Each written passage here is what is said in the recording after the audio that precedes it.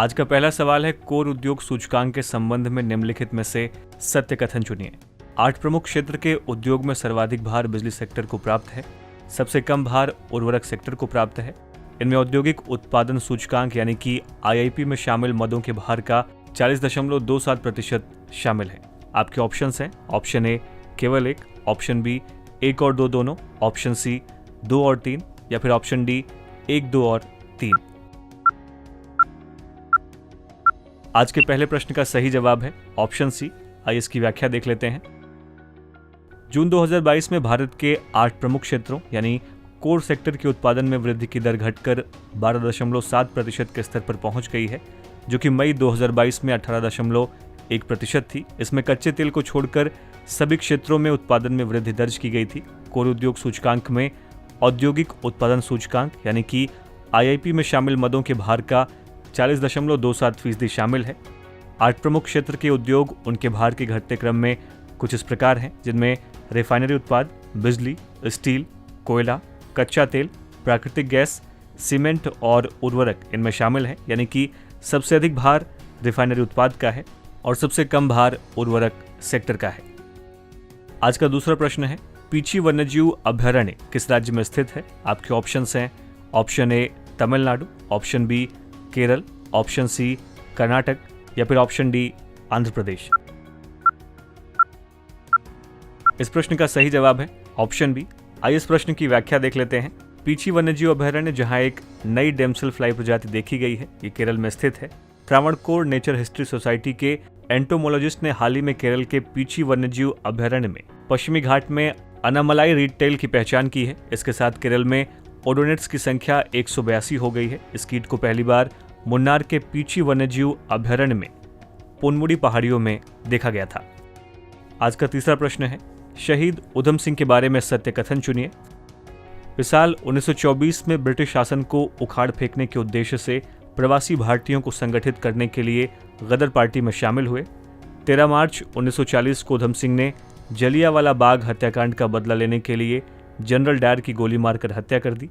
आपके ऑप्शंस हैं, ऑप्शन ए केवल 1, ऑप्शन बी केवल 2, ऑप्शन सी 1 और 2 दोनों, या फिर ऑप्शन डी इनमें से कोई नहीं।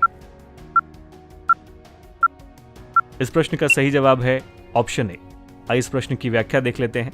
हाल ही में प्रधानमंत्री ने शहीद उधम सिंह की पुण्यतिथि यानी कि 31 जुलाई 2022 को विनम्र श्रद्धांजलि अर्पित करते हुए कहा कि उन्होंने देश के लिए अपना सर्वस्व न्यौछावर कर दिया। उधम सिंह का जन्म साल 1899 में पंजाब के संगरूर जिले के सुनाम में हुआ था। इन्हें भारतीय स्वतंत्रता संग्राम के अग्रणी क्रांतिकारियों में से एक माना जाता है। 13 अप्रैल 1919 को जलियांवाला बाग हत्याकांड से प्रभावित होकर वे क्रांतिकारी गतिविधियों में सक्रिय हो गए। वे भगत सिंह से बहुत प्रभावित थे। वे साल 1924 में औपनिवेशिक शासन को उखाड़ फेंकने के उद्देश्य से प्रवासी भारतीयों को संगठित करने के लिए गदर पार्टी में शामिल हुए। साल 1927 में क्रांतिकारी गतिविधियों को अंजाम देने के लिए सहयोगियों और हथियारों के साथ भारत लौटने समय उन्हें अवैध रूप से हथियार रखने के आरोप में गिरफ्तार किया गया तथा 5 साल की जेल की सजा सुनाई गई। 13 मार्च 1940 को उधम सिंह ने ईस्ट इंडिया एसोसिएशन और रॉयल सेंट्रल एशियन सोसाइटी की कैक्सटन हिल में एक बैठक में जनरल डायर के स्थान पर माइकल ओ डायर को गोली मार दी। इसके बाद उधम सिंह को मौत की सजा सुनाई गई और 31 जुलाई 1940 को उन्हें लंदन में फांसी दे दी गई। आज का चौथा प्रश्न है, हाल ही में भारत के पहले स्वदेशी विमानवाहक पोत आईएनएस विक्रांत को किस शिपयार्ड द्वारा बनाया गया है? आपके ऑप्शंस हैं, option A Goa shipyard, option B Cochin shipyard, option C Hindustan shipyard, या फिर option D Mazagon dock ship builders limited. इस प्रश्न का सही जवाब है ऑप्शन बी। आइए इसकी व्याख्या देख लेते हैं। हाल ही में भारत के पहले स्वदेशी विमानवाहक पोत आईएनएस विक्रांत को कोचीन शिपयार्ड द्वारा बनाया गया है। जहाजरानी मंत्रालय के अधीन सार्वजनिक क्षेत्र के कोचीन शिपयार्ड ने 76% स्वदेशी मशीनरी घटकों की मदद से इस विमानवाहक पोत का निर्माण किया है। विक्रांत को भारतीय नौसेना में आईएनएस विक्रांत के रूप में शामिल किया गया है। कोचीन शिपयार्ड भारत का सबसे बड़ा वाणिज्यिक शिप बिल्डर है। ये भारत में सबसे बड़े जहाज के निर्माण और रखरखाव की सुविधा प्रदान करता है। साथ ही भारत के केरल राज्य में कोच्चि के बंदरगाह शहर में स्थित है। और आज का पांचवा और अंतिम प्रश्न है, राष्ट्रीय मधुमक्खी पालन एवं शहद मिशन के बारे में क्या सत्य है? ये मिशन हरित क्रांति के अंतर्गत लॉन्च किया गया है। ये मिशन राष्ट्रीय मधुमक्खी बोर्ड के माध्यम से लागू किया जा रहा है या फिर ये केंद्रीय क्षेत्र की योजना के अंतर्गत आता है। आपके ऑप्शंस हैं ऑप्शन ए केवल 1, ऑप्शन बी केवल 2 और 3, ऑप्शन सी केवल 3 या फिर ऑप्शन डी उपरोक्त सभी। इस प्रश्न का सही जवाब है ऑप्शन ए। इस प्रश्न की व्याख्या देख लेते हैं। मीठी क्रांति के अंतर्गत सरकार ने राष्ट्रीय मधुमक्खी पालन एवं शहद मिशन को लॉन्च किया था। आपको बता दें कि देश में एकीकृत कृषि प्रणाली यानी कि इंटीग्रेटेड फार्मिंग सिस्टम के तहत मधुमक्खी पालन के महत्व को ध्यान में रखते हुए सरकार ने 3 साल यानी कि 2020 से 21 और 2022 से 23 के लिए राष्ट्रीय मधुमक्खी पालन एवं शहद मिशन को 500 करोड़ रुपए के साथ शुरू किया था। ये कृषि और किसान कल्याण मंत्रालय के तहत एक केंद्रीय क्षेत्र की योजना है। इस योजना को राष्ट्रीय मधुमक्खी बोर्ड यानी कि एनबीबी के माध्यम से लागू किया जा रहा है। आज के हमारे डेली एमसीक्यू प्रोग्राम में आपके कितने सवालों के जवाब सही रहे, इसके बारे में हमें इस वीडियो के कमेंट बॉक्स में लिखना ना भूलें। अंतर्राष्ट्रीय क्रिकेट परिषद यानी आईसीसी द्वारा 3 देशों को अपना नया सदस्य बनाया गया है। इसमें से कौन सा देश शामिल नहीं है? आपके ऑप्शंस हैं ए उज्बेकिस्तान, बी कंबोडिया, सी आइवोरी कोस्ट या फिर डी जिम्बाब्वे।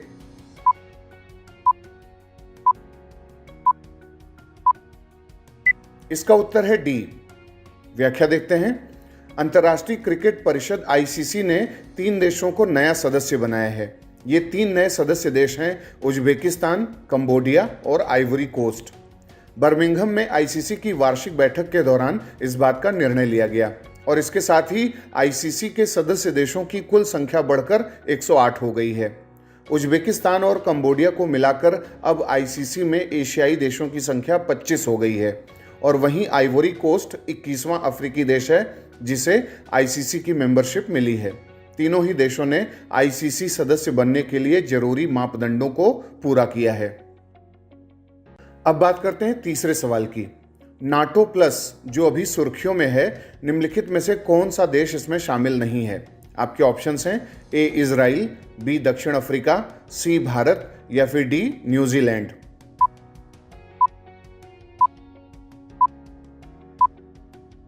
इसका उत्तर है सी। व्याख्या देखते हैं। हाल ही में नाटो प्लस तब चर्चा में आया जब अमेरिकी सांसद रो खन्ना ने कहा कि अमेरिका भारत को नाटो प्लस के 6वें सदस्य के रूप में नाटो प्लस में शामिल करना चाहता है। ऐसा होने पर भारत का झुकाव अमेरिका की तरफ बढ़ सकता है। नाटो प्लस का सदस्य होने पर नाटो सहयोगियों को रक्षा समझौतों यानी जो डिफेंस एग्रीमेंट्स होते हैं उस पर त्वरित स्वीकृति मिलती है। अमेरिका ने नाटो प्लस में ऑस्ट्रेलिया, जापान, न्यूजीलैंड, इजराइल और दक्षिण अफ्रीका को शामिल कर रखा है। अब बात करते हैं चौथे सवाल की। अगस्त तानो क्वामे को वर्ल्ड बैंक ने किस देश के लिए कंट्री डायरेक्टर नियुक्त किया है? आपके ऑप्शंस हैं ए श्रीलंका, बी भारत, सी बांग्लादेश या फिर डी नेपाल।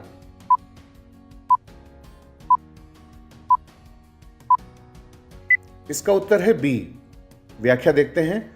अगस्त तानो क्वामे को वर्ल्ड बैंक ने भारत के लिए कंट्री निदेशक के पद पर नियुक्त किया है।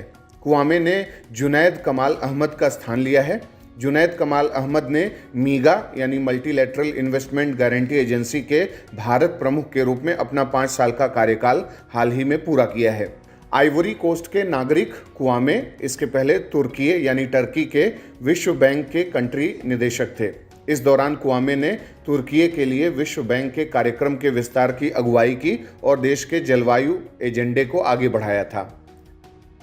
अब बात करते हैं आज के 5वें और अंतिम सवाल की।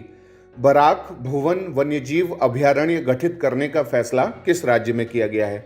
आपके ऑप्शंस हैं ए अरुणाचल प्रदेश, बी मणिपुर, सी मेघालय या फिर डी असम।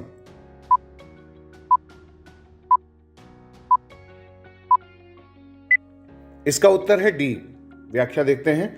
असम के बराक वैली में एक नया वन्यजीव अभयारण्य यानी वाइल्ड लाइफ सेंचुरी खोलने का निर्णय लिया गया है जिसका नाम होगा बराक भुवन वन्यजीव अभयारण्य। यह बराक रिवर और सोनाई रिवर के बीच में खोला जाएगा और यह 320 वर्ग किलोमीटर क्षेत्र में फैला होगा।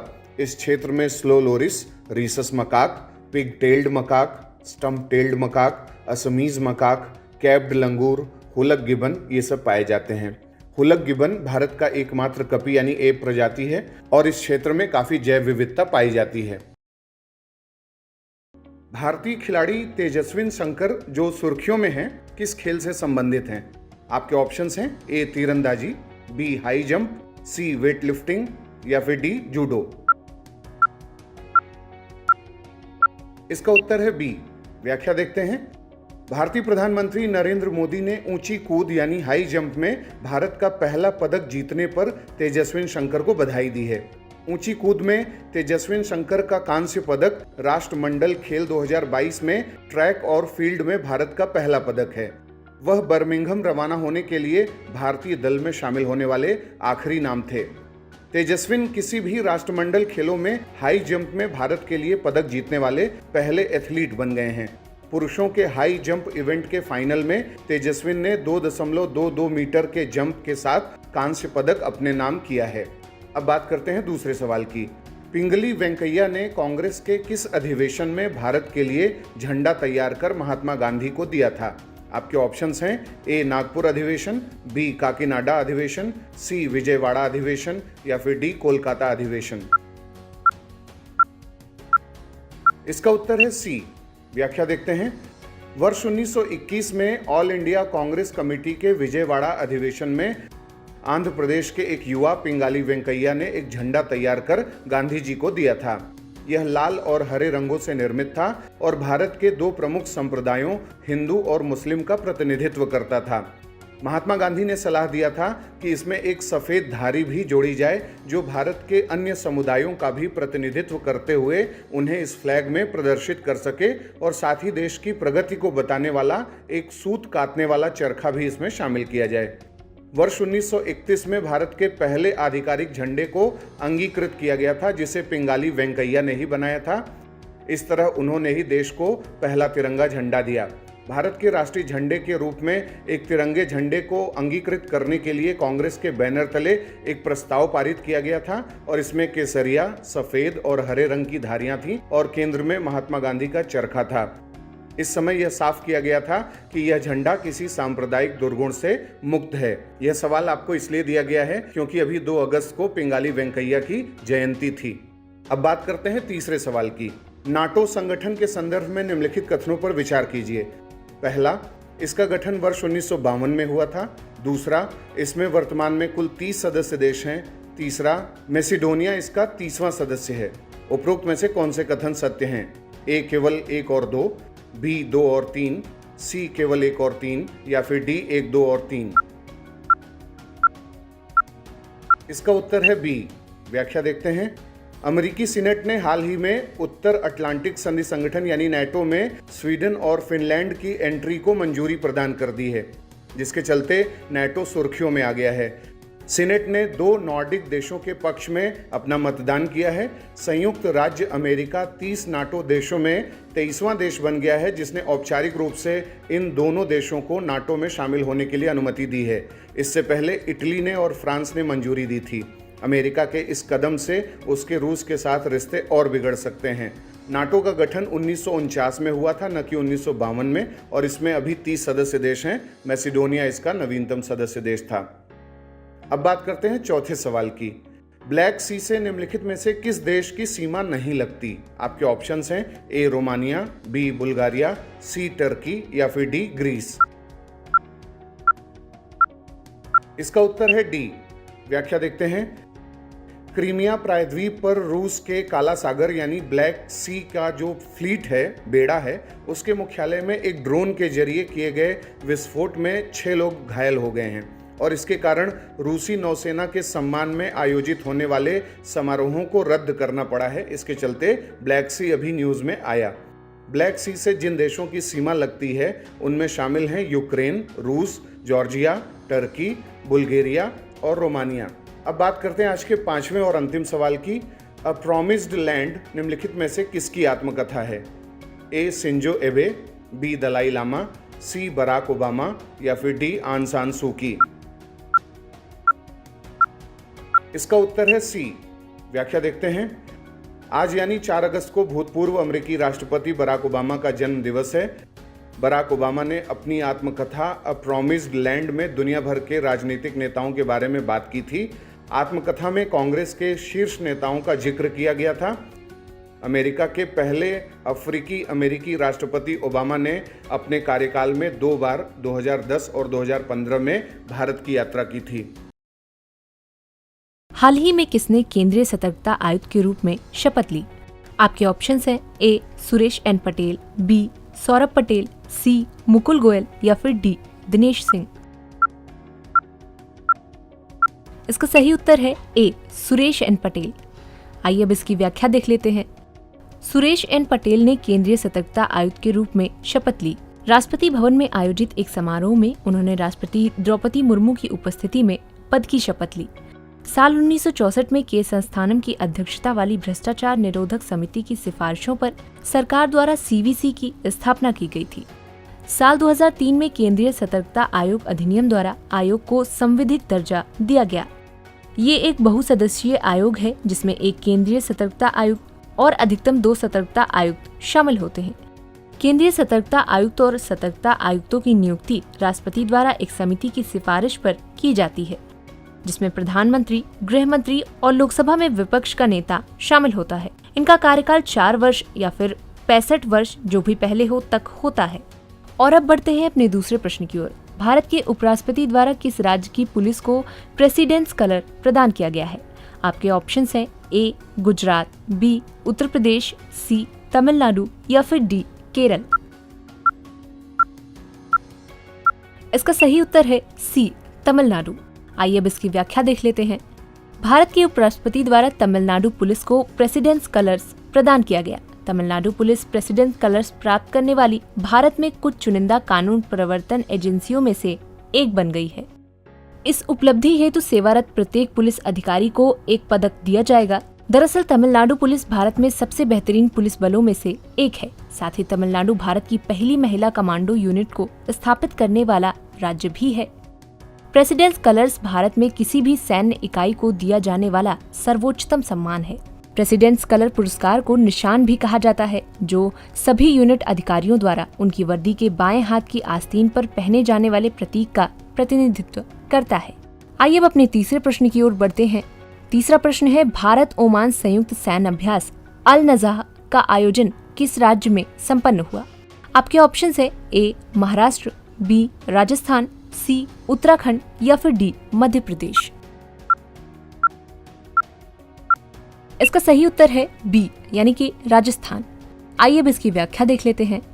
चौथा भारत ओमान संयुक्त सैन्य अभ्यास एकल अल नज़ाह चतुर्थ राजस्थान के सूरतगढ़ में महाजन फील्ड फायरिंग रेंज में जारी है।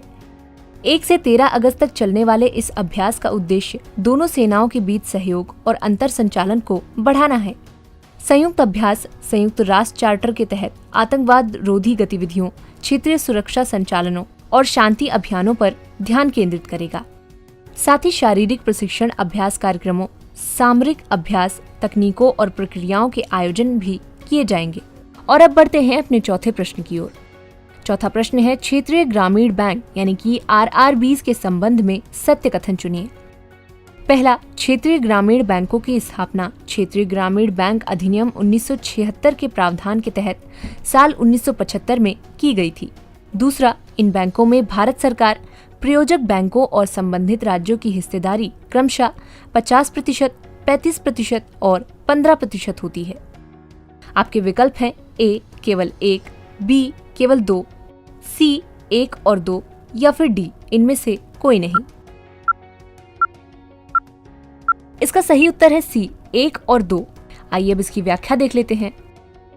हाल ही में क्षेत्रीय ग्रामीण बैंकों में विभिन्न सुधारों पर चर्चा के लिए वित्त मंत्री और बैंक प्रमुखों के बीच बैठक हुई है।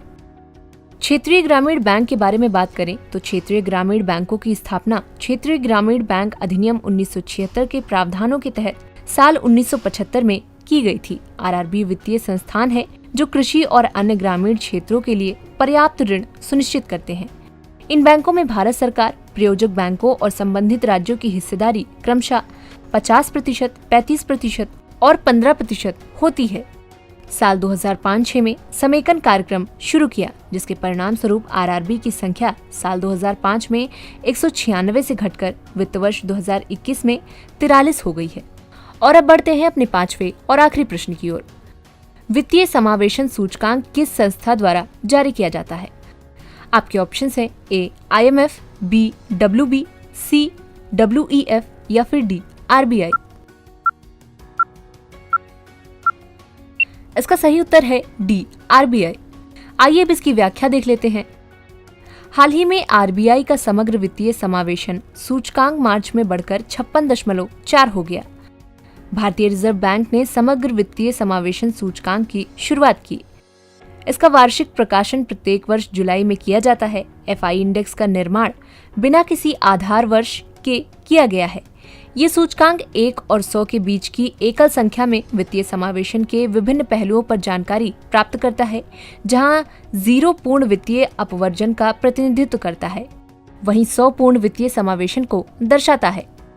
इनमें 3 व्यापक पैरामीटर हैं: एक्सेस 35%, उपयोग 45% और गुणवत्ता 20% शामिल है, जिनमें से प्रत्येक में विभिन्न आयाम शामिल हैं, जिनकी गणना कुछ संकेतकों के आधार पर की जाती है। हाल ही में देश में ATGM चर्चा में रहा, यह किससे संबंधित है? आपके ऑप्शंस हैं ए रोबोटिक्स से, बी ब्लॉकचेन तकनीक से, सी जल शुद्धिकरण तकनीक से या फिर डी लेजर गाइडेड मिसाइल से।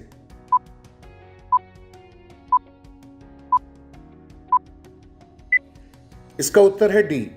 व्याख्या देखते हैं।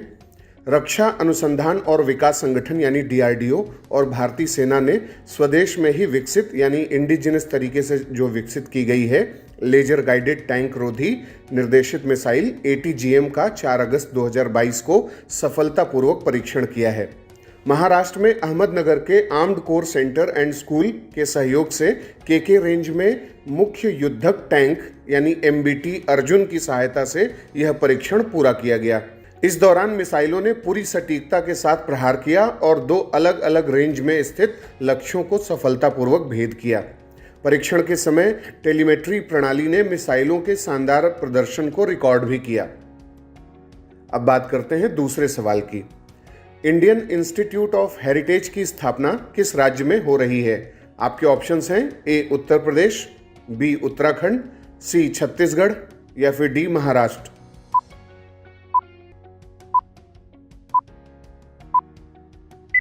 इसका उत्तर है ए। व्याख्या देखते हैं। सरकार ने UGC विश्वविद्यालय माने जाने वाले संस्थान अधिनियम 2019 के तहत उत्तर प्रदेश के गौतम बुद्ध नगर नोएडा में इंडियन इंस्टीट्यूट ऑफ हेरिटेज को एक डीम्ड यूनिवर्सिटी के रूप में स्थापित करने का निर्णय किया है। यह भारतीय विरासत और संपदा संरक्षण के क्षेत्र में उच्च शिक्षा और अनुसंधान सुविधा प्रदान करने वाला देश में अपनी तरह का एकमात्र संस्थान होगा। यह भी हाल में चर्चा में था क्योंकि इसके बारे में संसद में यह सूचना दी गई है कि सरकार की देश में इस तरह के और अन्य संस्थान बनाने की अभी कोई योजना नहीं है। अब बात करते हैं तीसरे सवाल की। इंडियन नेशनल एसोसिएशन का गठन किसने किया था? आपके ऑप्शंस हैं ए केशव चंद्र सेन, बी राजा राम मोहन रॉय, सी सुरेंद्र नाथ बनर्जी या फिर डी महादेव गोविंद रानाडे।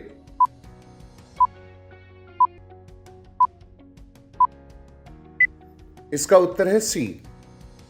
व्याख्या देखते हैं। आज सुरेंद्र नाथ बनर्जी की पुण्यतिथि है। भारतीय स्वतंत्रता आंदोलन के इतिहास में सुरेंद्र नाथ बनर्जी उस दौर के नेता थे जब इसकी शुरुआत हो रही थी। उन्होंने देश की पहली राजनीतिक पार्टी इंडियन नेशनल एसोसिएशन की स्थापना की थी और बाद में भारतीय राष्ट्रीय कांग्रेस से भी जुड़कर एक नरमपंथी नेता वे कहलाए। अ नेशन इन मेकिंग उनकी मशहूर किताब है। सुरेंद्र नाथ बनर्जी ने 1869 में सिविल सेवा परीक्षा पास की, लेकिन उन्हें इसमें शामिल होने से रोक दिया गया। उन पर गलत जन्म तिथि बताने का आरोप लगा था, लेकिन सुरेंद्र नाथ ने इसके लिए कानूनी लड़ाई लड़ी और दलील दी कि उन्होंने अपनी उम्र हिंदू रीतियों के तहत बताई थी।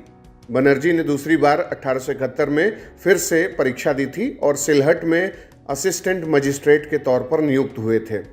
1979 में सुरेंद्र नाथ बनर्जी ने द बंगाली नाम के एक अखबार को खरीद लिया था और उसके बाद अगले 40 साल तक उसका संपादन किया। अंग्रेजों का विरोध जताने के आरोप में उन्हें 1883 में गिरफ्तार भी किया गया था। 1885 में भारतीय राष्ट्रीय कांग्रेस की स्थापना के समय सुरेंद्रनाथ बनर्जी ने अपनी पार्टी का उसमें विलय करा दिया था। वे 1895 में पूना और 1902 के अहमदाबाद अधिवेशन में कांग्रेस के अध्यक्ष भी चुने गए थे। अब बात करते हैं चौथे सवाल की। भारत ने किस देश के साथ उच्चाधिकार प्राप्त संयुक्त व्यापार समिति का पहला सत्र आयोजित किया है? आपके ऑप्शंस हैं ए नामीबिया, बी पेरू, सी फिजी या फिर डी मॉरिशस।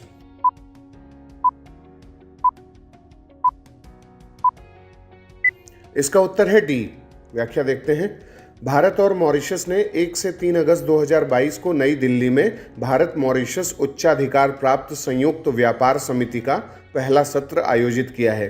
1 अप्रैल 2021 को लागू हुए भारत मॉरिशस CECPA के सामान्य कामकाज और कार्यान्वयन की समीक्षा के लिए भारत मॉरिशस व्यापक आर्थिक सहयोग और साझेदारी समझौते के अधिदेश यानी जो मैंडेट है उसके अनुसार उच्चाधिकार प्राप्त संयुक्त व्यापार समिति का गठन किया गया था।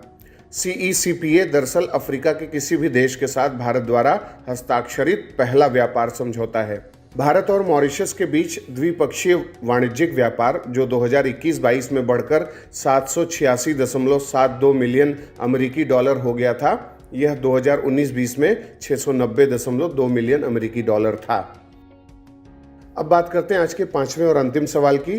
राष्ट्रीय महिला आयोग का वर्तमान अध्यक्ष कौन है? आपके ऑप्शंस हैं ए सुश्री रेखा शर्मा, बी सुश्री मीता राजीव लोचन, सी श्रीमती चंद्रमुखी देवी या फिर डी इनमें से कोई नहीं।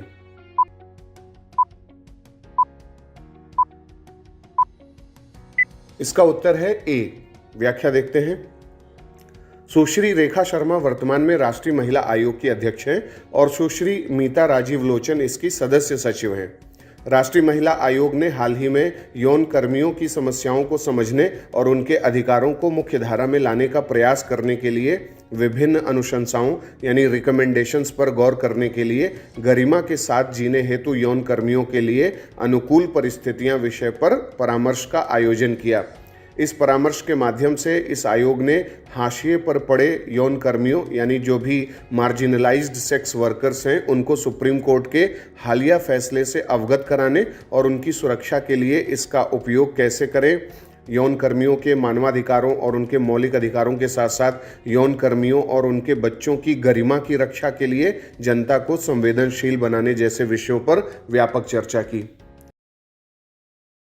संसदीय विशेषाधिकारों के संबंध में निम्नलिखित में कौन सा अथवा कौन से कथन सत्य हैं? पहला, संविधान में इनका जिक्र अनुच्छेद 105 और अनुच्छेद 194 में किया गया है। दूसरा, इसके तहत सांसदों को संसद सत्र के दौरान दीवानी एवं आपराधिक मामलों के विषय में कुछ उन्मुक्तियां प्राप्त होती हैं। आपके विकल्प हैं ए केवल 1, बी केवल 2, सी 1 और 2 दोनों अथवा डी इनमें से कोई नहीं।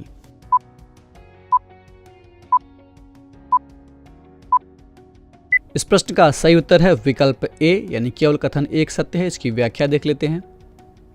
हाल ही में राज्यसभा के सभापति एम वेंकैया नायडू ने कहा कि आपराधिक मामलों में सांसदों के विशेषाधिकार नहीं होते हैं।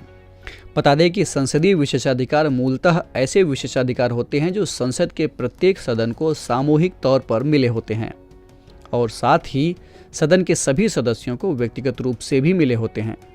संविधान में इनका जिक्र अनुच्छेद 105 और अनुच्छेद 194 में किया गया है।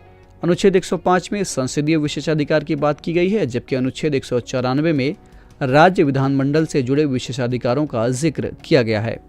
संसदीय विशेषाधिकार का मूल भाव संसद की गरिमा, स्वतंत्रता और स्वायत्तता की सुरक्षा करना है। यहाँ ध्यान दीजिएगा कि संसद के सदस्यों को ये विशेषाधिकार इसलिए मिले हैं क्योंकि वे सदन के सदस्य हैं, यानी एक नागरिक के तौर पर उन्हें कोई विशेषाधिकार नहीं मिला है।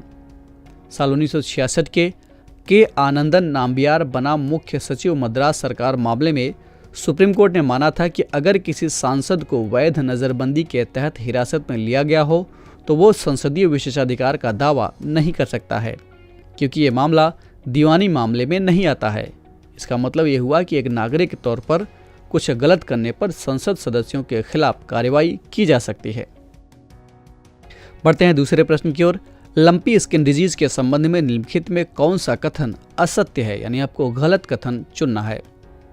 आपके विकल्प हैं ए, लंपी वायरस कैप्रीपॉक्स फैमिली का वायरस है।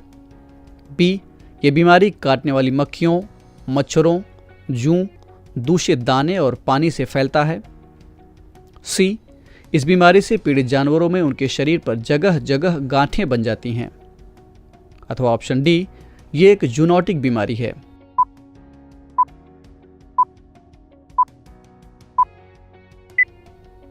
इस प्रश्न का सही उत्तर है विकल्प डी, यानी डी में दिया गया कथन गलत है। इसकी व्याख्या देख लेते हैं। हाल ही में भारत के कुछ राज्यों में मवेशियों में गांठदार त्वचा रोग यानी लंपी स्किन डिजीज के संक्रमण के मामले सामने आए हैं। ज्यादातर मामले राजस्थान और गुजरात से हैं। लंपी वायरस कैप्रीपॉक्स फैमिली का वायरस है। गोट पॉक्स और शिप पॉक्स की तरह ही मवेशियों में ये लंपी स्किन डिजीज के नाम से बीमारी फैला रहा है। ये बीमारी काटने वाली मक्खियों, मच्छरों, जूं, दूषित दाने और पानी आदि से फैलता है। ये एक संक्रामक बीमारी है जो संक्रमित जानवर के सीधे संपर्क में आने से दूसरे जानवर को भी हो जाता है। राहत की बात यह है कि ये रोग पशुओं से इंसानों में नहीं फैलता है, यानी ये कोई जूनोटिक बीमारी नहीं है। इस बीमारी के लक्षणों की बात करें तो इसमें जानवरों के शरीर का तापमान काफ़ी बढ़ जाता है, यानी बुखार हो जाता है, उन्हें भूख नहीं लगती है और उनके शरीर पर जगह जगह गांठें बन जाती हैं। बढ़ते हैं तीसरे प्रश्न की ओर। उपराष्ट्रपति के निर्वाचन के संबंध में निम्नलिखित में कौन सा अथवा कौन से कथन सत्य हैं? पहला, इसका जिक्र संविधान के अनुच्छेद 66 में है। दूसरा, उपराष्ट्रपति के निर्वाचन में इलेक्टोरल कॉलेज में लोकसभा एवं राज्यसभा के सभी सदस्य शामिल होते हैं। तीसरा, उपराष्ट्रपति के निर्वाचन में किसी भी तरह के विवाद की जांच और निर्णय निर्वाचन आयोग द्वारा किया जाता है और इसका निर्णय अंतिम होता है।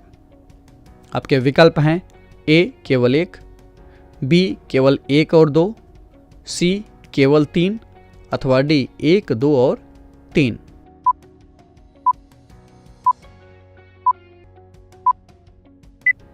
इस प्रश्न का सही उत्तर है विकल्प बी, यानी केवल कथन 1 और 2 सत्य है, कथन 3 असत्य है।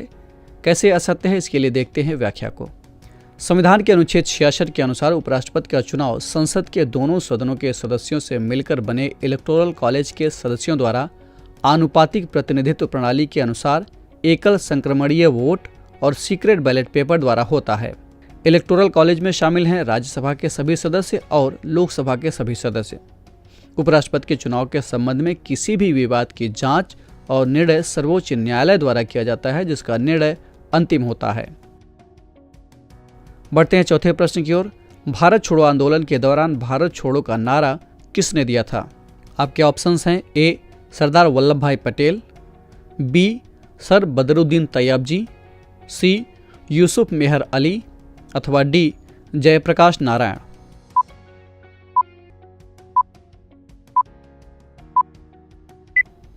इस प्रश्न का सही उत्तर है विकल्प सी, यानी यूसुफ मेहर अली ने यह नारा दिया था। इसकी व्याख्या देख लेते हैं। हाल ही में भारत छोड़ो आंदोलन की 80वीं वर्षगांठ 8 अगस्त 2022 को मनाई गई। हर साल 8 अगस्त को भारत में अगस्त क्रांति दिवस के रूप में मनाया जाता है। दरअसल अप्रैल 1942 में क्रिप्स मिशन के फेल होने के लगभग 4 महीने बाद ही स्वतंत्रता के लिए भारतीयों का तीसरा बड़ा जन आंदोलन शुरू हो गया। इसे ही भारत छोड़ो आंदोलन के नाम से जाना गया। 8 अगस्त 1942 की शाम को मुंबई में हुई अखिल भारतीय कांग्रेस कमेटी की बैठक में भारत छोड़ो आंदोलन प्रस्ताव पारित किया गया। इस प्रस्ताव में ये घोषणा की गई कि भारत में स्वतंत्रता तथा लोकतंत्र की स्थापना के लिए अब ब्रिटिश शासन की तत्काल समाप्ति बेहद ही जरूरी हो चुकी है। भारत छोड़ो के नारे का सुझाव यूसुफ मेहर अली ने दिया था, जिसे गांधी जी ने स्वीकार किया था। बढ़ते हैं आज के इस कार्यक्रम के अंतिम प्रश्न की ओर, यानी 5वें प्रश्न की ओर। हाल ही में किसे वैज्ञानिक तथा औद्योगिक अनुसंधान परिषद का नया महानिदेशक नियुक्त किया गया है? आपके ऑप्शंस है ए, शेखर मांडे, बी, नल्लाथम्बी कलाई सेल्वी, सी, विनय दुबे, डी, रजनी सरकारिया।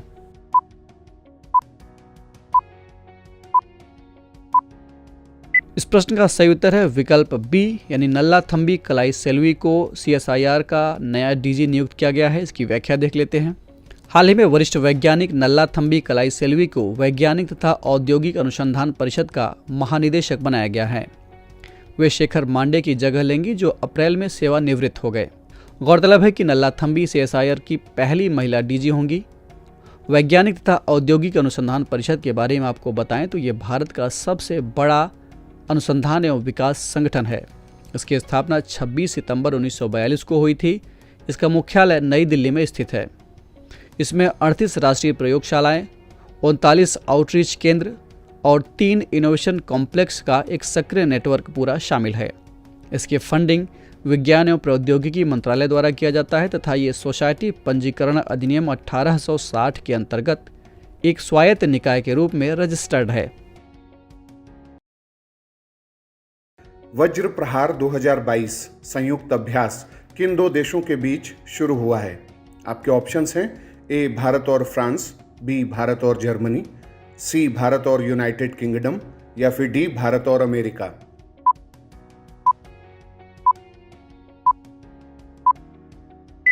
इसका उत्तर है डी। व्याख्या देखते हैं।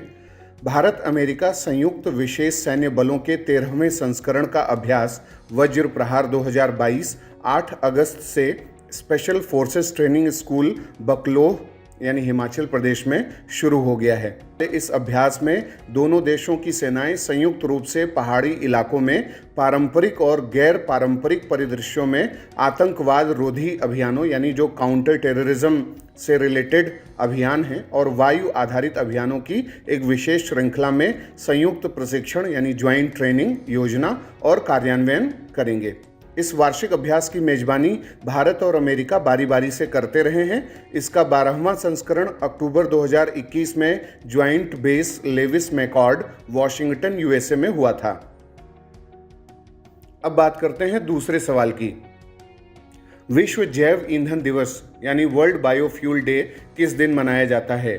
आपके ऑप्शंस हैं ए 10 अगस्त, बी 12 अगस्त, सी 16 अगस्त या फिर डी 20 अगस्त।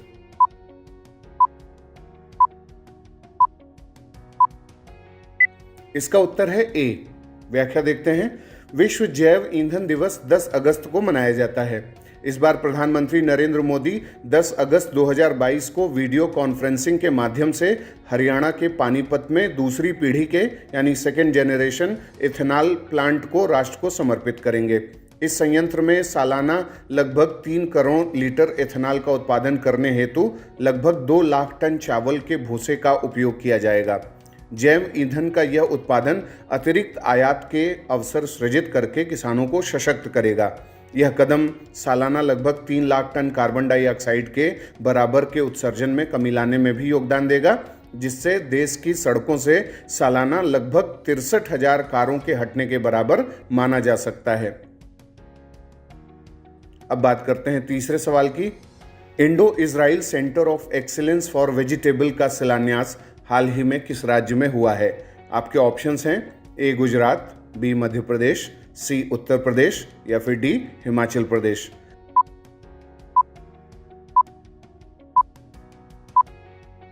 इसका उत्तर है सी। व्याख्या देखते हैं। हाल ही में चंदौली यानी उत्तर प्रदेश में Indo Israel centre of excellence for vegetable का केंद्रीय कृषि और किसान कल्याण मंत्री नरेंद्र सिंह तोमर ने वर्चुअल शिलान्यास किया है। इसकी स्थापना जिले के विकास में अहम भूमिका निभाएगी। साथ ही आसपास के जिलों और बिहार बॉर्डर के जिलों में भी यह कृषि के क्षेत्र में क्रांतिकारी कदम साबित होगा। भारत इजराइल कार्य योजना के तहत इजराइल द्वारा इजरायली विशेषज्ञों के माध्यम से उत्कृष्टता केंद्र यानी जो सेंटर ऑफ एक्सीलेंस है उसको प्रौद्योगिकी प्रदान की जाती है, जिन्हें प्रदर्शित करने की दृष्टि से अवसंरचना निर्माण के लिए राशि MIDH से उपलब्ध कराई जाती है। इजरायली प्रौद्योगिकियों के आधार पर राज्यों में उत्कृष्टता केंद्र स्थापित किए जा रहे हैं। ये उत्कृष्टता केंद्र बागवानी क्षेत्र में यानी हॉर्टिकल्चर में नवीनतम तकनीकों के लिए प्रदर्शन और प्रशिक्षण केंद्र के रूप में कार्य करते रहे हैं। ये संरक्षित खेती के लिए फलों और सब्जियों की पौध के लिए रोपण सामग्री के स्रोत के रूप में भी काम करते रहे हैं। अब बात करते हैं चौथे सवाल की। भारत सरकार ने किस वर्ष हर साल 7 अगस्त को राष्ट्रीय हथकरघा दिवस के रूप में मनाने का निर्णय किया था? आपके ऑप्शंस हैं ए 2013, बी 2015, सी 2016 या फिर डी 2018।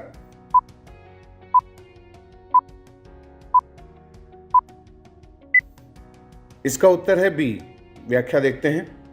स्वदेशी आंदोलन, जिसकी शुरुआत 7 अगस्त 1905 को हुई थी, उसने स्वदेशी उद्योगों और विशेष रूप से हथकरघा बुनकरों को प्रोत्साहित किया था। इसी से प्रेरणा लेते हुए साल 2015 में भारत सरकार ने हर साल 7 अगस्त को राष्ट्रीय हथकरघा दिवस यानी नेशनल हैंडलूम डे के रूप में मनाने का निर्णय किया था। वस्त्र मंत्रालय द्वारा संबंधित राज्य सरकारों के सहयोग से कोवलम, तिरुवनंतपुरम, केरल, मोहापारा जिला, गोलाघाट, असम और कनिहारा, बडगाम, श्रीनगर में 3 हथकरघा शिल्प गांव स्थापित किए जा रहे हैं। इन स्थानों पर शिल्प गांव स्थापित करने का उद्देश्य घरेलू और अंतर्राष्ट्रीय पर्यटकों को अतिरिक्त आकर्षण प्रदान करना है और इस क्षेत्र के प्रसिद्ध हथकरघा और हस्तशिल्प उत्पादों को बढ़ावा देना है। निम्नलिखित में से किस संगठन अथवा विभाग द्वारा हिम ड्रोन एथॉन कार्यक्रम शुरू किया गया है? विकल्प हैं ए, केंद्रीय विज्ञान एवं प्रौद्योगिकी मंत्रालय, बी, भारतीय सेना, सी, नीति आयोग अथवा डी, केंद्रीय शिक्षा मंत्रालय।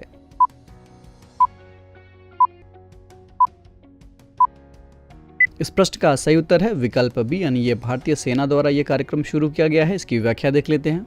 बीते 9 अगस्त को भारतीय सेना ने ड्रोन फेडरेशन ऑफ इंडिया के सहयोग से हिम ड्रोनेथॉन कार्यक्रम का शुभारंभ किया।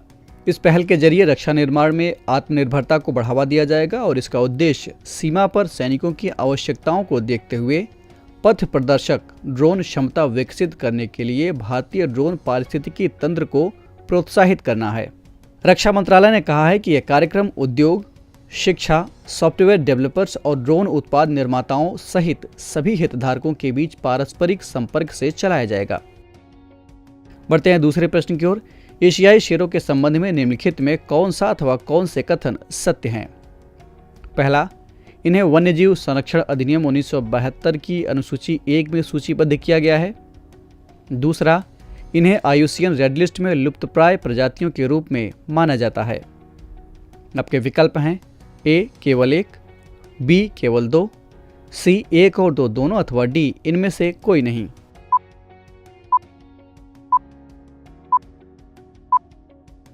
इस प्रश्न का सही उत्तर है विकल्प सी, यानी ये दोनों कथन सत्य हैं। इसकी व्याख्या देख लेते हैं। आज विश्व शेर दिवस मनाया जा रहा है। इसका उद्देश्य शेरों के बारे में जागरूकता पैदा करना और उनके संरक्षण के लिए तुरंत ध्यान दिया जाना जरूरी है। शेरों को प्राकृतिक माहौल में सुरक्षित रखने के लिए पहली बार साल 2013 में विश्व शेर दिवस मनाया गया था। पर्यावरण, वन एवं जलवायु परिवर्तन मंत्री श्री भूपेंद्र यादव ने एक ट्वीट संदेश में कहा कि एशियाई शेरों की संख्या 29% बढ़ी है। उन्होंने इस बात का उल्लेख किया कि शेरों के निवास स्थान का क्षेत्र 2015 में 22,000 वर्ग किलोमीटर था, जो 2022 तक 30,000 वर्ग किलोमीटर हो गया है। एशियाई शेर को वैज्ञानिक रूप से पैंथेरा लियोपर्सिका कहा जाता है। इन्हें वन्यजीव संरक्षण अधिनियम 1972 की अनुसूची 1 में सूचीबद्ध किया गया है और IUCN रेड लिस्ट में लुप्तप्राय प्रजातियों के रूप में माना जाता है। बढ़ते हैं तीसरे प्रश्न की ओर। विश्व आदिवासी दिवस कब मनाया जाता है? आपके विकल्प हैं ए, 9 अगस्त, बी, 10 अगस्त, सी, 11 अगस्त अथवा डी, 12 अगस्त।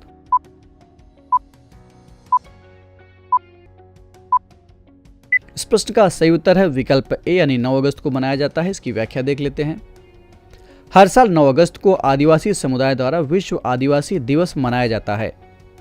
आदिवासियों के अधिकारों की रक्षा के लिए इस दिन को मनाया जाता है। दरअसल दुनिया भर में आदिवासी समूह बेरोजगारी, बाल श्रम और अन्य समस्याओं का शिकार हो रहे थे। इसीलिए संयुक्त राष्ट्र को आदिवासियों के हालात देखकर UNWGIP यानी स्वदेशी जनसंख्या पर संयुक्त राष्ट्र कार्य समूह संगठन बनाने की आवश्यकता पड़ी। दिसंबर 1994 को संयुक्त राष्ट्र महासभा द्वारा पहली बार अंतर्राष्ट्रीय जनजातीय दिवस मनाने का निर्णय लिया गया और साल 1982 में स्वदेशी जनसंख्या पर संयुक्त राष्ट्र कार्य समूह की पहली बैठक के दिन को विश्व आदिवासी दिवस के रूप में मनाने के लिए चिन्हित किया गया। इस बार विश्व आदिवासी दिवस का थीम पारंपरिक ज्ञान के संरक्षण और प्रसारण में स्वदेशी महिलाओं की भूमिका है। भारत में 15 नवंबर को बिरसा मुंडा की जयंती पर जनजाति गौरव दिवस मनाया जाता है। बढ़ते हैं चौथे प्रश्न की ओर। प्रोजेक्ट चीता के संबंध में निम्नलिखित में कौन सा अथवा कौन से कथन सत्य हैं? पहला, ये एक राष्ट्रीय परियोजना है जिसमें राष्ट्रीय बाघ संरक्षण प्राधिकरण और मध्य प्रदेश सरकार शामिल हैं। दूसरा, इस परियोजना के तहत चीतों को उनके मूल स्थान नामीबिया दक्षिण अफ्रीका से लाकर मध्य प्रदेश में बसाया जाना है। और तीसरा, ये विश्व का पहला ऐसा प्रोजेक्ट है जहां एक बड़े मांसाहारी जीव को किसी दूसरे महाद्वीप में बसाने की कोशिश हो रही है। विकल्प हैं ए केवल 1, बी केवल 1 और 2, सी केवल 3 अथवा डी 1, 2 और 3।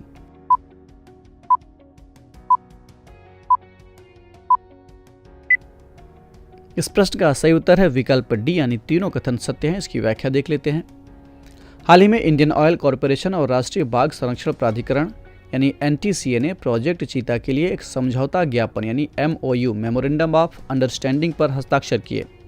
इस MOU के एक हिस्से के रूप में IOC इस परियोजना के लिए 4 साल की अवधि में 50.22 करोड़ रुपए का अनुदान देगा। अभी मौजूदा वक्त में पुनर्वास परियोजना की कुल लागत 75 करोड़ रुपए है। बता दें कि प्रोजेक्ट चीता एक राष्ट्रीय परियोजना है जिसमें राष्ट्रीय बाघ संरक्षण प्राधिकरण और मध्य प्रदेश सरकार शामिल है।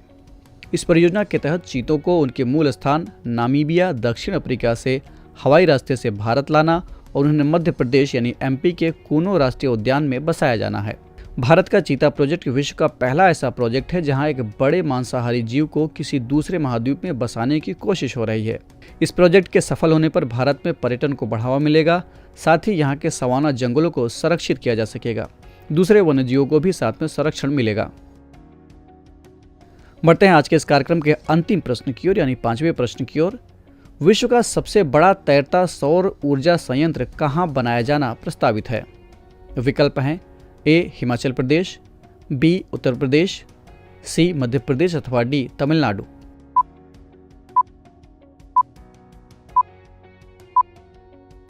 इस प्रश्न का सही उत्तर है विकल्प सी यानी ये मध्य प्रदेश में प्रस्तावित है। इसकी व्याख्या देख लेते हैं। विश्व का सबसे बड़ा तैरता सौर ऊर्जा संयंत्र मध्य प्रदेश के खंडवा में नर्मदा नदी के ओंकारेश्वर बांध पर 3000 करोड़ रुपए से अधिक की अनुमानित लागत से बनाया जाएगा। फ्लोटिंग पावर प्लांट से 2022-23 तक लगभग 600 मेगावाट बिजली उत्पन्न होने की उम्मीद है।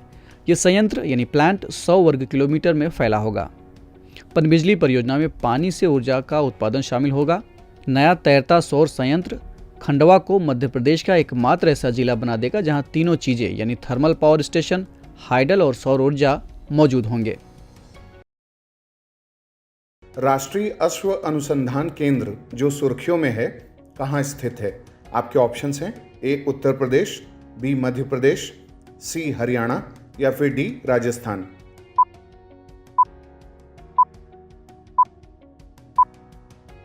इसका उत्तर है सी। व्याख्या देखते हैं। देश के पशुधन के लिए बड़ी राहत प्रदान करते हुए केंद्रीय कृषि और किसान कल्याण मंत्री नरेंद्र सिंह तोमर ने हाल ही में पशुओं को लंपी स्किन रोग से बचाव हेतु स्वदेशी vaccine lumpy pro vac Ind launch किया है और यह वैक्सीन राष्ट्रीय अश्व अनुसंधान केंद्र जो कि हिसार हरियाणा में स्थित है उसने भारतीय पशु चिकित्सा अनुसंधान संस्थान इज्जतनगर बरेली के सहयोग से बनाई है। 2019 में जब से यह बीमारी भारत में आई थी तब से ही यह संस्थान वैक्सीन विकसित करने में जुटे हुए थे। अब बात करते हैं तीसरे सवाल की। अंतर्राष्ट्रीय युवा दिवस यानी इंटरनेशनल यूथ डे के संदर्भ में निम्नलिखित कथनों पर विचार कीजिए। पहला, युवाओं का अंतर्राष्ट्रीय दिवस सबसे पहली बार 12 अगस्त 1998 को मनाया गया था। दूसरा, इस दिन को मनाने का फैसला संयुक्त राष्ट्र सभा ने 17 दिसंबर 1999 को किया था। उपरोक्त में से कौन से कथन सत्य हैं? ए केवल 1, बी केवल 2, सी 1 और 2 दोनों या फिर डी न तो 1 न ही 2।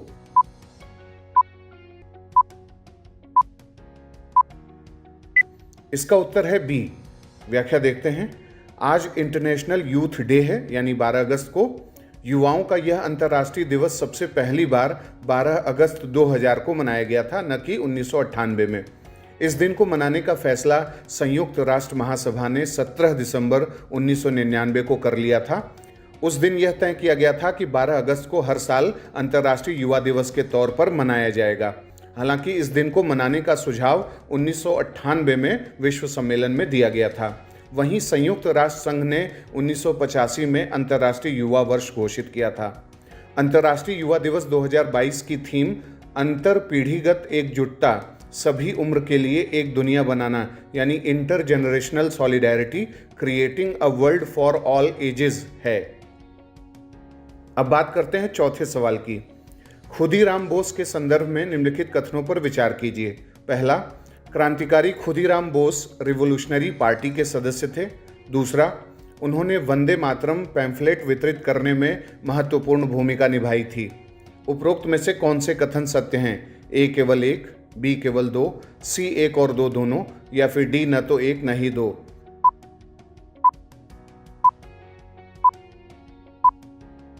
इसका उत्तर है सी।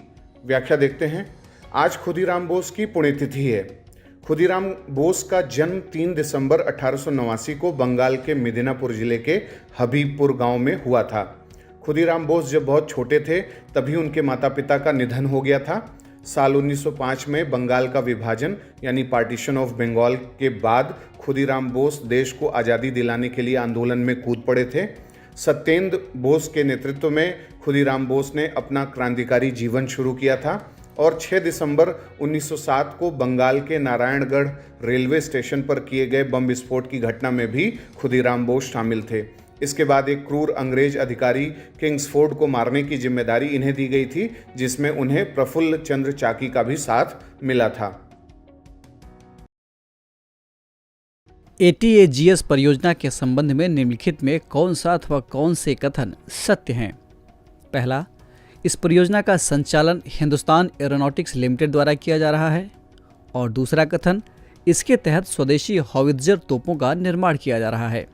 विकल्प हैं ए केवल एक, बी केवल दो, सी एक और दो दोनों, अथवा डी इनमें से कोई नहीं। इस प्रश्न का सही उत्तर है विकल्प बी यानी केवल कथन दो सत्य है। इसकी व्याख्या देख लेते हैं। इस साल लाल किले पर स्वतंत्रता दिवस समारोह में 21 तोपों की सलामी स्वदेशी आर्टिलरी गन से दी जाएगी। अभी तक ये परंपरागत रूप से सलामी के लिए ब्रिटिश तोपें इस्तेमाल की जा रही थीं, लेकिन इस बार इन तोपों के साथ स्वदेशी हावित्जर तोप भी सलामी देंगी। इसके लिए advanced towed artillery gun system prototype का इस्तेमाल किया जाएगा। बता दें कि ATAGS परियोजना को DRDO द्वारा साल 2013 में शुरू किया गया था। इसके तहत भारतीय सेना में जो पुरानी तोपें हैं उनकी जगह अब आधुनिक 155 mm आर्टिलरी गन को बढ़ावा दिया जा रहा है। इस तरह ATAGS 155 mm Calibri gun system है, जिसमें 48 किलोमीटर की फायरिंग रेंज के साथ साथ उच्च गतिशीलता यानी हाई मोबिलिटी, त्वरित तैनाती यानी फास्ट डिप्लॉयमेंट, रात के दौरान प्रत्यक्ष फायर पद्धति में स्वचालित कमांड यानी ऑटोमेटेड कमांड और नियंत्रण प्रणाली जैसी आधुनिक विशेषताएं शामिल हैं। DRDO ने मेक इन इंडिया के तहत इस advanced towed artillery gun system को विकसित किया है। बढ़ते हैं दूसरे प्रश्न की ओर। लैंगिया वायरस के संबंध में निम्नलिखित में कौन सा कथन असत्य है? विकल्प हैं ए, इसे हैनिपा वायरस के नाम से भी जाना जाता है, बी, इस वायरस के प्रसार को ट्रैक करने के लिए न्यूक्लिक एसिड टेस्ट का उपयोग किया जाता है, सी, इंसानों में लैंगिया पहली बार चीन के शेडांग प्रांत में जनवरी 2019 में पाया गया था, और विकल्प डी, इस वायरस की प्रकृति निपाह वायरस के बिल्कुल विपरीत है। इस प्रश्न का सही उत्तर है विकल्प डी यानी डी में दिया गया कथन गलत है। इसकी व्याख्या देख लेते हैं। हाल ही में चीन में एक जूनोटिक लैंगिया वायरस मिला है। लैंगिया वायरस को हैनिपा वायरस के नाम से भी जाना जाता है और ये जानवरों से इंसानों में फैलता है। इस वायरस के प्रसार को ट्रैक करने के लिए न्यूक्लिक एसिड टेस्ट का उपयोग किया जाता है। गौरतलब है कि इंसानों में लैंगिया पहली बार चीन के शेडांग प्रांत में जनवरी 2019 में पाया गया था। इसके लक्षण ज़्यादातर हल्के ही प्रतीत हो रहे हैं, जिनमें बुखार, थकान, खांसी, भूख न लगना, हड्डियों में दर्द, उल्टी और सिर दर्द शामिल हैं। बीमारी कहाँ से आया, इस बारे में विशेषज्ञों की राय अलग अलग है, लेकिन ज़्यादातर विशेषज्ञ ऐसा मानते हैं कि ये वायरस छछूंदरों की तरह के छोटे जानवरों से निकला है, जिनका शरीर थोड़ा लंबा, थोड़ा छोटा, पतले अंग और पंजे वाला होता है। ये नया वायरस दो अन्य वायरस का करीबी दिखाई देता है जो मनुष्यों में पाए जाते हैं। इनमें से एक है निपाह वायरस और दूसरा है हेंड्रा वायरस। बहरहाल अभी जो भी जानकारी इस वायरस के बारे में उपलब्ध है वो पर्याप्त नहीं है, इसलिए कोई भी बात सटीक तरीके से कहना थोड़ा मुश्किल है। बढ़ते हैं तीसरे प्रश्न की ओर। भारतीय स्वाधीनता संग्राम से संबंधित अलीपुर बम कांड में निम्नलिखित में से किसके ऊपर मुकदमा चलाया गया था ब्रिटिश सरकार द्वारा? आपके ऑप्शंस हैं ए अरविंदो घोष, बी बाल गंगाधर तिलक, सी भगत सिंह अथवा डी यूसुफ मेहर अली। इस प्रश्न का सही उत्तर है विकल्प ए यानी अलीपुर बम कांड में अरविंदो घोष का नाम शामिल था, जिस पर अंग्रेजी सरकार द्वारा इनके ऊपर मुकदमा चलाया गया था। इसकी व्याख्या देख लेते हैं। आगामी 15 अगस्त 2022 को आध्यात्मिक नेता श्री अरविंदो की 150वीं जयंती मनाई जाएगी। इस अवसर पर केंद्रीय संस्कृति मंत्रालय 12 से 15 अगस्त तक देश भर के 75 कारागारों में अरविंदो के जीवन और दर्शन पर आधारित कार्यक्रमों का आयोजन कर रहा है। अरविंदो घोष एक योगी, दृष्टा, दार्शनिक, कवि और भारतीय राष्ट्रवादी थे। इन्होंने आध्यात्मिक विकास के माध्यम से पृथ्वी पर दिव्य जीवन के दर्शन को प्रतिपादित किया। वर्ष 1902 से 1910 तक उन्होंने भारत को अंग्रेजों से मुक्त कराने के लिए आज़ादी की लड़ाई में भाग लिया। उनकी राजनीतिक गतिविधियों के कारण उन्हें अलीपुर बम कांड मामले में साल 1908 में कैद कर लिया गया था। 2 साल बाद वो ब्रिटिश भारत से भाग गए और पांडिचेरी के फ्रांसीसी उपनिवेश में शरण लिया। पांडिचेरी में उन्होंने आध्यात्मिक साधकों के एक समुदाय की स्थापना की, जो आगे चलकर साल 1926 में श्री अरबिंदो आश्रम बना। बढ़ते हैं चौथे प्रश्न की ओर। अंतर्राष्ट्रीय युवा दिवस के संबंध में निम्नलिखित में कौन सा अथवा कौन से कथन सत्य हैं? पहला, हर साल 12 जनवरी को अंतर्राष्ट्रीय युवा दिवस मनाया जाता है। दूसरा, साल 2022 के लिए इसकी theme intergenerational solidarity creating a world for all tags है। आपके विकल्प हैं ए केवल 1, बी केवल 2, सी 1 और 2 दोनों अथवा डी न तो 1 न ही 2, यानी इनमें से कोई नहीं। इस प्रश्न का सही उत्तर है विकल्प बी यानी कथन 2 सत्य है। इसकी व्याख्या देख लेते हैं। हर साल 12 अगस्त को अंतर्राष्ट्रीय युवा दिवस मनाया जाता है। इस अवसर पर दुनिया भर की सरकारें और नागरिक युवाओं के सामने आने वाली समस्याओं को पहचानने और उनकी ओर ध्यान आकर्षित करने के लिए एक साथ आते हैं, यानी एक प्लेटफॉर्म पर आते हैं। बता दें कि संयुक्त राष्ट्र ने साल 1999 में हर साल 12 अगस्त को अंतर्राष्ट्रीय युवा दिवस मनाने की घोषणा की थी। हर साल इसकी एक थीम होती है। साल 2022 के लिए इसकी theme intergenerational solidarity creating a world for all edges है। 12 जनवरी को स्वामी विवेकानंद की जयंती पर राष्ट्रीय युवा दिवस मनाया जाता है, अंतर्राष्ट्रीय नहीं। बढ़ते हैं आज के इस कार्यक्रम के अंतिम प्रश्न की ओर, यानी 5वें प्रश्न की ओर। विश्व हाथी दिवस कब मनाया जाता है? आपके ऑप्शंस हैं ए 9 अगस्त, बी 10 अगस्त, सी 12 अगस्त अथवा डी 11 अगस्त। इस प्रश्न का सही उत्तर है विकल्प सी यानी ये 12 अगस्त को मनाया जाता है। इसकी व्याख्या देख लेते हैं। पूरी दुनिया भर में आज यानी 12 अगस्त को विश्व हाथी दिवस मनाया जा रहा है। इसकी शुरुआत 12 अगस्त 2012 को की गई थी। हाथी दिवस मनाने का मुख्य उद्देश्य पूरी दुनिया के हाथियों के प्रति जागरूकता और उनके संरक्षण को बढ़ावा देना है। एलिफेंट की इंट्रोडक्शन फाउंडेशन द्वारा साल 2011 में इसकी पहल की गई थी, लेकिन ऑफिशियली यानी आधिकारिक तौर पर 12 अगस्त 2012 को इसे मनाने की घोषणा की गई थी। चिंता की बात है कि पिछले 1 दशक में हाथियों की संख्या में 62% तक की गिरावट आई है और डर है कि वे अगले दशक के अंत तक कहीं विलुप्त न हो जाएं। हाल ही में किस भारतीय नेता, भारतीय स्वतंत्रता कार्यकर्ता के लंदन स्थित मकान को ब्लू प्लैक सम्मान मिला है? आपके ऑप्शंस हैं ए राजा राम मोहन रॉय, बी व्योमेश चंद्र बनर्जी, सी दादा भाई नौरोजी या फिर डी फिरोज शाह मेहता। इसका उत्तर है सी। व्याख्या देखते हैं। भारतीय राजनीति के पितामह कहे जाने वाले इंडियन नेशनल कांग्रेस के सर्वप्रमुख उदारवादी नेता यानी मॉडरेट लीडर और ब्रिटेन के पहले भारतीय सांसद जो फिन्सबरी से चुने गए थे, दादा भाई नौरोजी के लंदन स्थित घर को ब्लू प्लैक सम्मान दिया गया है। इंग्लिश हेरिटेज चैरिटी की योजना ब्लू प्लैक लंदन की ऐतिहासिक महत्व की इमारतों को दिया जाने वाला एक सम्मान है। इंग्लिश हेरिटेज ने एक बयान में कहा है कि नौरोजी 7 बार इंग्लैंड गए और लंदन में अपनी जिंदगी का 3 दशक से अधिक का वक्त गुजारा। अगस्त 1897 में वह वॉशिंगटन हाउस गए। यहाँ उनका अधिकांश वक्त वेल्बी आयोग के सदस्य के रूप में काम करते हुए बीता। इस आयोग को ब्रिटिश सरकार ने भारत में व्यर्थ खर्चों की जांच करने के लिए गठित किया था। यहाँ रहते हुए poverty and un British rule in India 1901 में इस शीर्षक से उनकी थ्योरी प्रकाशित हुई थी। अब बात करते हैं तीसरे सवाल की। The economic history of India किसके द्वारा लिखी पुस्तक है? आपके ऑप्शंस हैं ए महादेव गोविंद रानाडे, बी डॉक्टर भीमराव अंबेडकर, सी गोपाल कृष्ण गोखले या फिर डी आर.सी. दत्त। इसका उत्तर है डी। व्याख्या देखते हैं। रमेश चंद्र दत्त एक सिविल कर्मचारी, राजनीतिक और आर्थिक विचारक और लेखक और इसके साथ ही बंगाली साहित्य विचारधारा वाले व्यक्ति थे। आज उनकी बर्थ एनिवर्सरी है। The economic history of India उन्हीं के द्वारा लिखी पुस्तक है। आर.सी. दत्त के नाम से विख्यात रमेश चंद्र दत्त का जन्म 13 अगस्त 1838 को कोलकाता के रामनगर में एक प्रसिद्ध दत्त परिवार ईशान चंद्र दास और थकमणि दास के यहाँ हुआ था। आर.सी. दत्त ने अपनी प्रवेश परीक्षा वर्ष 1864 में उत्तीर्ण की थी और इसके 2 साल बाद उन्होंने कोलकाता के प्रेसिडेंसी कॉलेज से कला विषय की पहली परीक्षा उत्तीर्ण की थी। वर्ष 1868 में वह सुरेंद्र नाथ बनर्जी और बिहारी लाल गुप्ता के साथ लंदन चले गए और इसके अगले वर्ष उन्होंने इंग्लैंड जाकर ICS की परीक्षा उत्तीर्ण की थी। उनकी कुछ प्रसिद्ध कृतियों में इंग्लैंड एंड इंडिया 1897 में और फेमाइन्स इन इंडिया 1900 में शामिल है। अब बात करते हैं चौथे सवाल की। भारत के स्वाधीनता संघर्ष के दिनों में पेरिस इंडिया सोसाइटी का गठन किसने किया था? आपके ऑप्शंस हैं ए श्यामजी कृष्ण वर्मा, बी लाला हरदयाल, सी अरविंदो घोष या फिर डी मैडम भीखाजी कामा।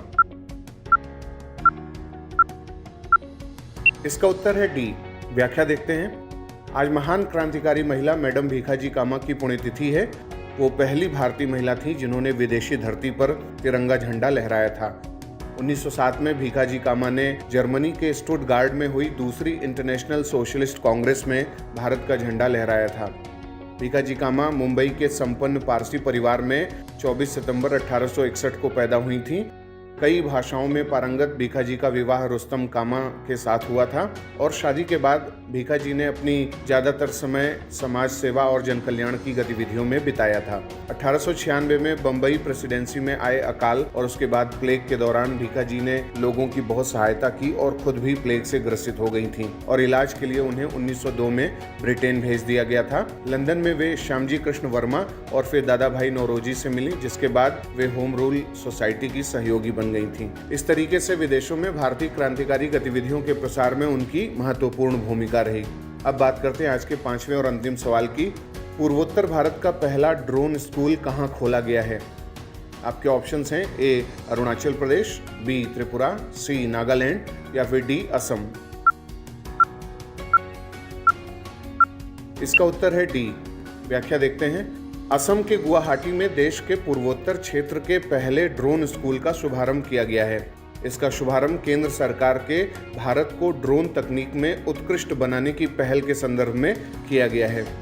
Assam electronics development corporation limited ने इस परियोजना के लिए भारतीय प्रौद्योगिकी संस्थान गुवाहाटी के स्टार्टअप एडुरेड और भारतीय प्रबंधन संस्थान कोलकाता के इनोवेशन पार्क के साथ हाथ मिलाया है।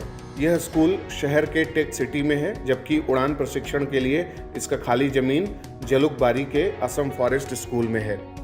तो ये था आज का हमारा डेली MCQ कार्यक्रम। आपके 5 में से कितने सवाल सही हुए, कितने गलत, हमें कमेंट बॉक्स में बताएं। अगले कार्यक्रम के साथ जल्दी हाजिर होंगे। इजाजत दीजिए। नमस्कार।